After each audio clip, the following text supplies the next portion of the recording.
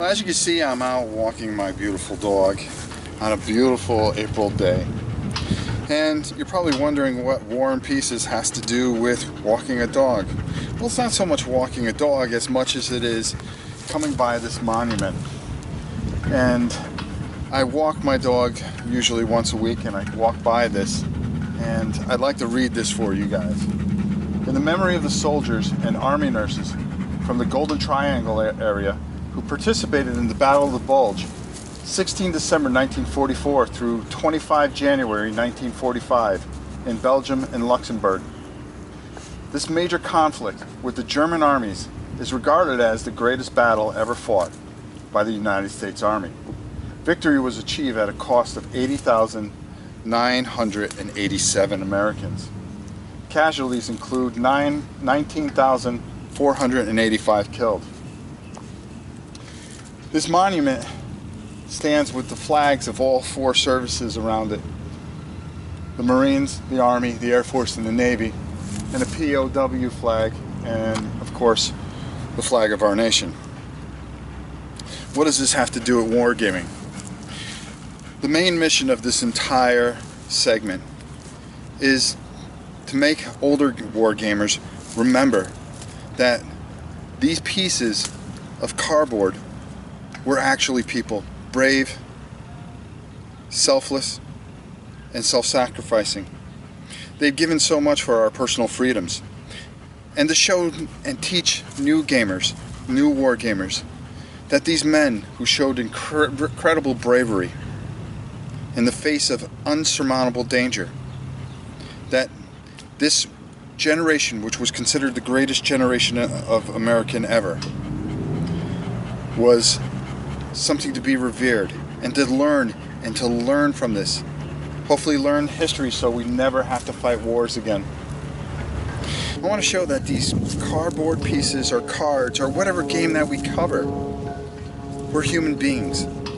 Each piece represented someone who either gave their life or sacrificed or fought and gave up a good part of their life to defend their freedoms or their beliefs. Today, we're going to be taking a look at Battle of the Bulge, a game by Avalon Hill. And each and every week, we'll learn something about each and every game and each and every battle. And go to more places like this, and to read the monuments of some of the bravest people that will ever know. People who just, without question, put so much into it. Let's go to the table and take a look at Battle of the Bulge.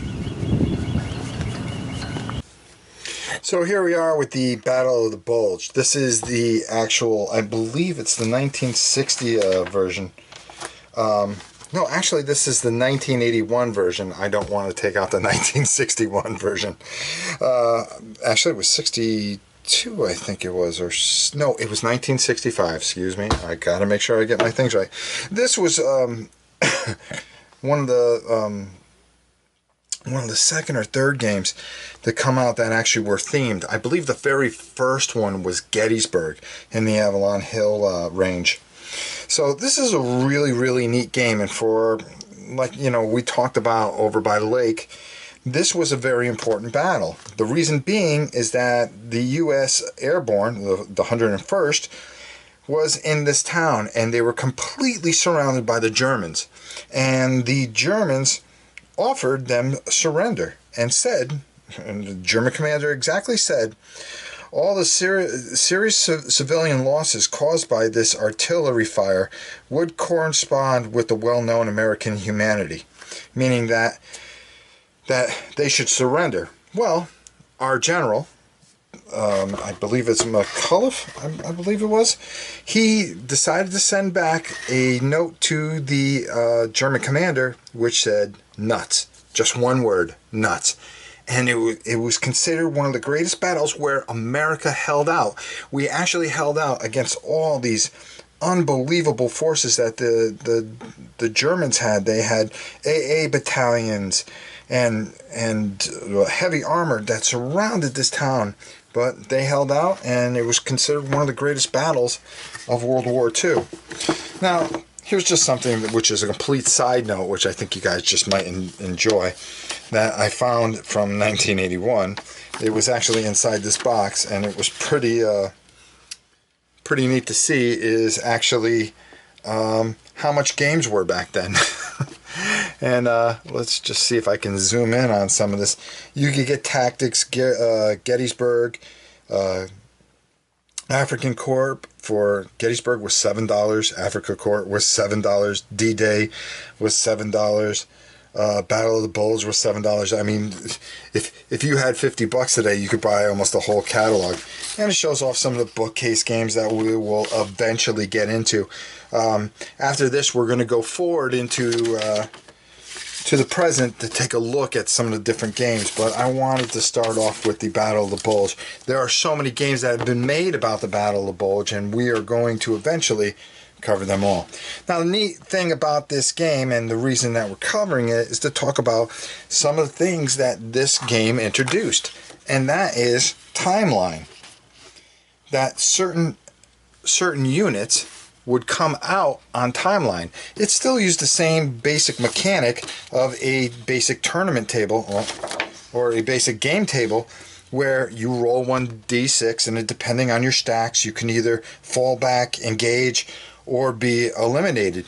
And of course, it also showed what would happen in certain terrains and so forth and so on. So it tried to make the game as realistic as possible. But as you can see here, this game introduced order of appearance. So by date, so December 16th, 1944, you would have these units, and then you would correspond with the timeline.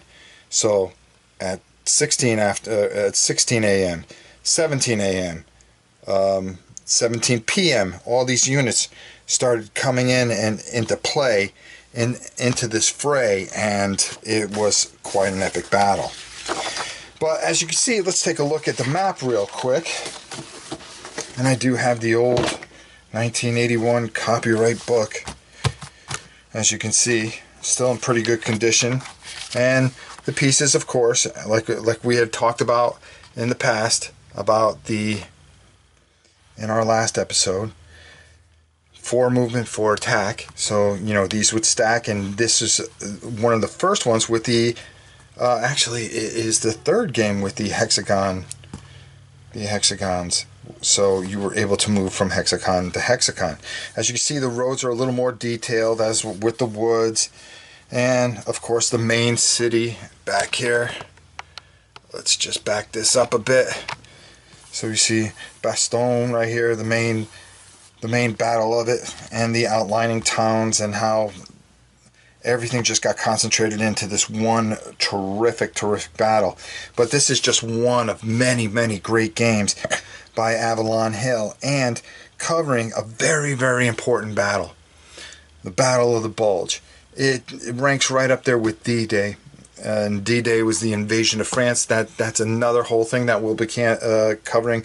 And we'll be covering numerous games with the Battle of the Bulge. And each time I hope to have more history behind it to give you guys more insight on how important a battle this was.